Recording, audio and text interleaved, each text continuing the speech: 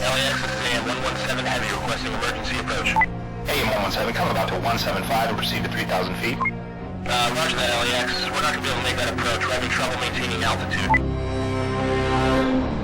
Shaping up to be a rough commute out there today. Watch for an accident on the 101 near Sherman Way. And we're just getting word that the 405 southbound has been shut down completely. Looks like some sort of police activity's got it cleared for a 2-mile stretch from the 118 all the way up to Victory. As soon as we get more information, we'll let you know. But in the meantime, we'll get you through with another 40 minutes of your favorite hits on KPPV.